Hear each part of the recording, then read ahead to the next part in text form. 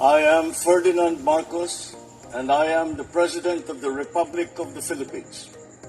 I stand today on behalf of 110 million Filipinos. Hi everyone, hello universe, it's me again. Shoutout sa inyo mga kababayan. Nako mga kababayan. Yan si Robin Padilla. Ako magre-react lang ako kasi alam nyo, sa totoo lang, lahat ng mamamayang Pilipino, alam nila po na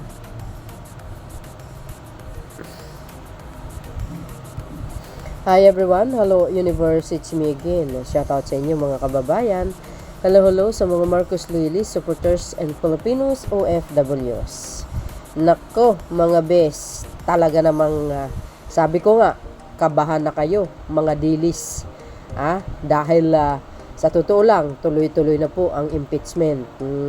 Pero ganun pa man, hindi pa tapos ang laban dahil medyo tayo, magiging aware din tayo dahil sa pagkatapos ng impeachment, ika nga yung resulta, siyempre magkaroon ng botohan yan. So I hope ang ating mahal na Diyos ay mabibigyan tayo ng magandang resulta. Mananaig ang katotohanan at maparusahan ang may kasalanan. Ngayon, mga kababayan, sabi ko nga, kabahan na kayo, mga dilis. Ito na naman si Senator Robin Padilla. Aba, talaga naman. Guys, sabi ko sa inyo, talagang umaalma na sila. Bakit? Alam nila ang maaring mangyayari. Lahat, ma-open lahat.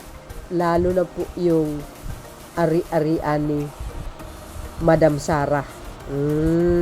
Lahat yan mabibistado sa loob ng Senado. Sa araw ng hearing, sa impeachment trial.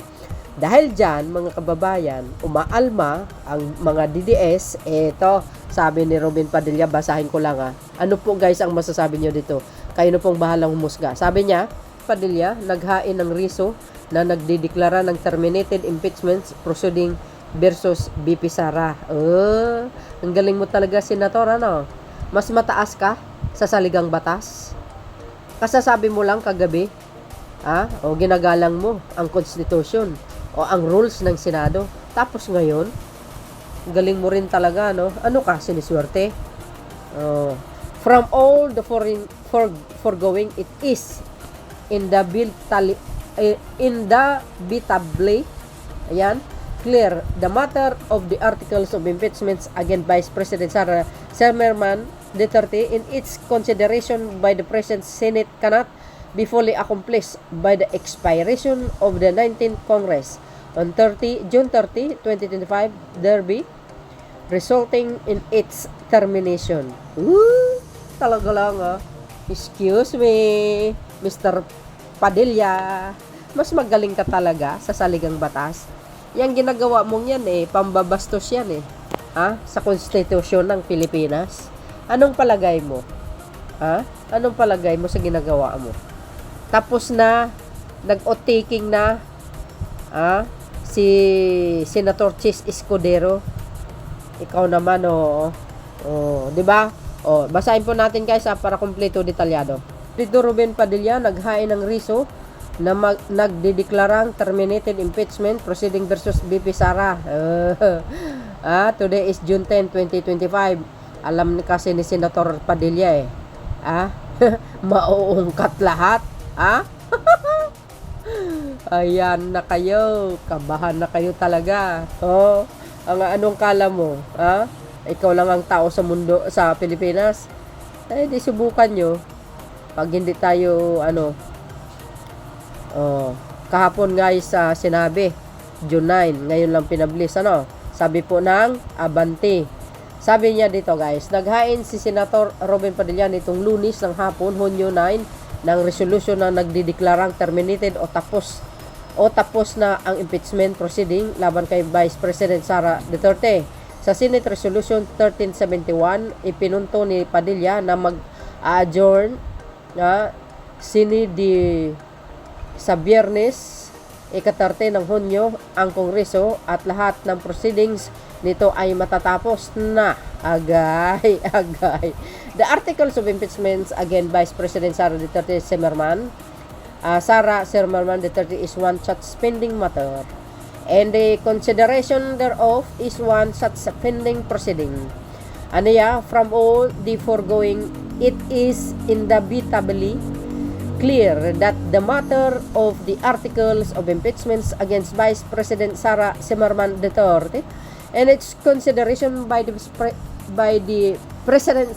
present Senate cannot be fully accomplished by the expiration of the 19th Congress on 30 June 2025 thereby resulting in its termination. Dagdag pa niya.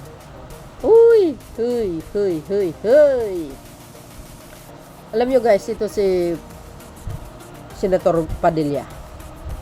Kung talagang isipin nyo ng mabuti, nagsisilbi lang siya sa isang pamilya, not for the Filipino people. Yan nga ang aral minsan sa atin ng mga Pilipino.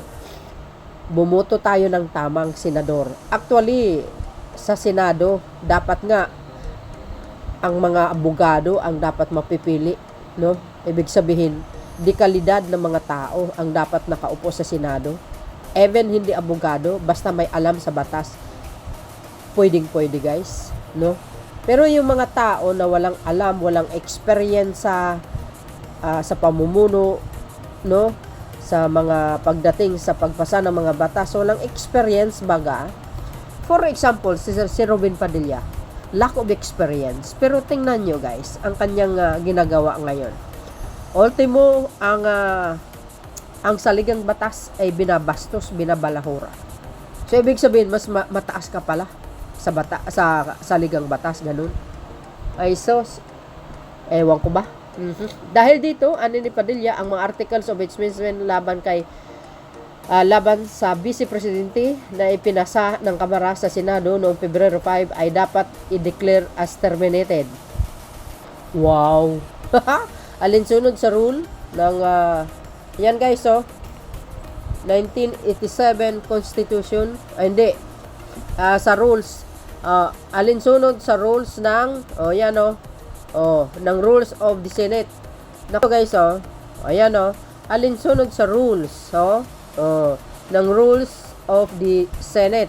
Nakasaad din sa resolution na dapat ipaalam ito sa ng Senate Secretary sa Kamara at Vice Presidente. Ay, sus Maria Jose. Ano guys ang kapalagayan nyo sa sinabi ni Robin Padilla? Di ba? Wala na, nanumpa na si Senate Chis Escudero bilang presiding officer sa araw ng impeachment trial na yan. Kaya mag-ingat kayo dyan sa mga, kaya humanda kayo pag hindi. Kaya ayan guys, wala na, tapos na.